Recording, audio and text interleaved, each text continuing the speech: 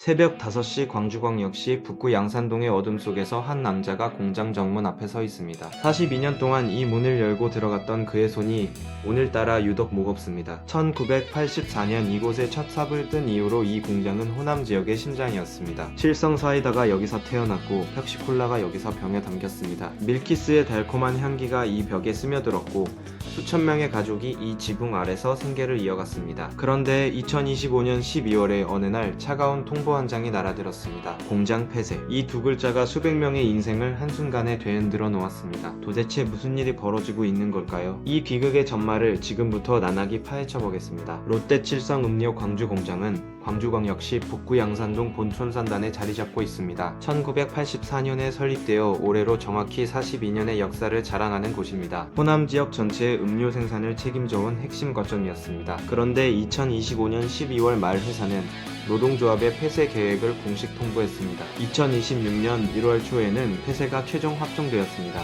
생산시설은 완전히 가동을 중단하게 됩니다. 영업지점과 물류센터만 광주에 남기로 했다고 합니다. 회사는 왜 이런 결정을 내린 걸까요? 롯데칠성 측의 공식 입장을 먼저 살펴보겠습니다. 회사는 이번 결정이 정리해고가 아니라고 강조하고 있습니다. 생산 거점 효율화를 위한 경영 판단이라는 설명입니다. 광주 공장은 42년 된 노후시설입니다. 설비 투자 대비 생산 효율이 현저히 떨어진다는 게 회사의 주장입니다. 실제로 롯데칠성은 2025년 4분기에 약 1200억 원의 영업 손실을 기록했습니다. 적자 전환이 된 것입니다. 원재료 가격 상승도 경영 압박 요인으로 작용했습니다.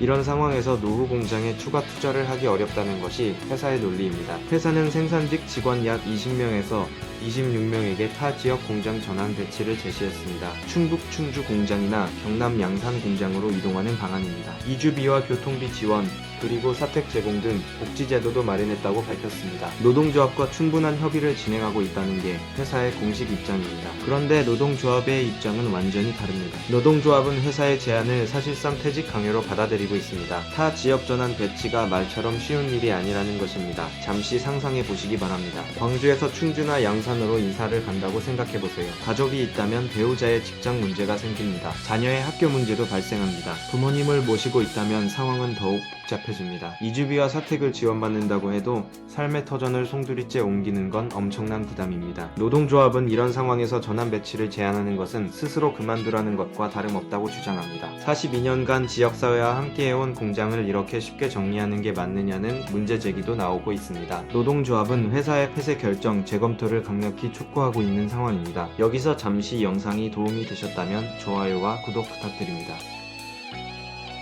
이 이야기는 여기서 끝이 아닙니다. 더 큰 문제가 있기 때문입니다. 이번 폐쇄가 단순히 노사 간의 문제로 끝나지 않는 이유가 있습니다. 바로 지역 경제에 미치는 파급 효과 때문입니다. 롯데칠성 광주 공장의 직간접 고용 인원은 약 200명으로 추산됩니다. 공장에서 직접 일하는 분들 외에도 협력업체와 납품업체 직원들이 포함된 숫자입니다. 대기업 공장 하나가 사라지면 그 주변 생태계 전체가 흔들립니다. 구내식당이 문을 닫습니다. 주변 식당들도 손님이 끊깁니다. 편의점 매출이 급감합니다. 부품 납품 업체들은 주문이 사라집니다.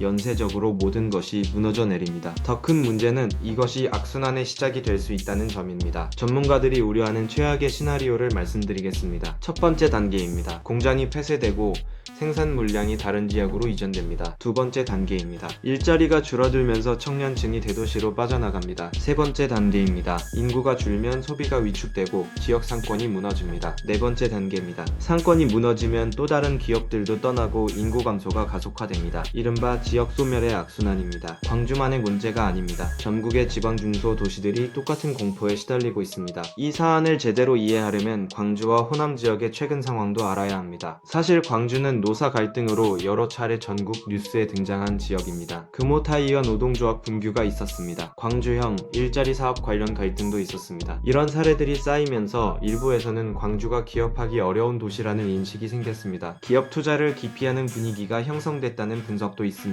물론 이건 한쪽 시각일 뿐입니다. 다른 쪽에서 보면 노동자의 정당한 권리 주장을 갈등으로만 프레이밍하는 건 문제가 있다는 반론도 있습니다. 기업이 떠나는 진짜 이유가 노동조합 때문인지 아니면 아니면 다른 경영적 판단 때문인지는 사안마다 다를 수 있습니다. 중요한 건 결과적으로 지역의 일자리가 줄어들고 있다는 냉혹한 현실입니다. 대기업 생산 기지가 이탈하면 협력업체 실직이 늘어납니다. 청년들은 일자리를 찾아 서울이나 수도권으로 떠납니다. 남은 인구는 고령화되고 지역의 활력은 점점 사라지게 됩니다. 이 이슈에 대해서는 정말 다양한 시각이 존재합니다. 첫 번째는 기업 경영권 존중의 시각입니다. 기업은 수익을 추구하는 조직이고 효율화를 위한 구조 조정은 불가피하다는 관점입니다. 두 번째는 노동자 권리 보호의 시각입니다. 평생을 바쳐 일한 노동자들에게 갑자기 이사를 가라고 하는 건 가혹하다는 관점이다. 세 번째는 지역 균형 발전의 시각입니다. 수도권 집중이 심화되는 상황에서 지방공장 폐쇄는 국가적으로도 손실이라는 관점입니다. 네 번째는 노사 상생의 시각입니다. 갈등적 노사 관계가 결국 모두에게 손해라는 관점입니다. 기업도 노동자도 지역사회도 함께 윈윈할 수 있는 방법을 찾아야 한다는 것입니다. 앞으로 상황은 어떻게 전개될까요? 현재로서는 폐쇄 결정이 번복될 가능성은 낮아 보입니다. 회사가 공식 발표를 한 상황이고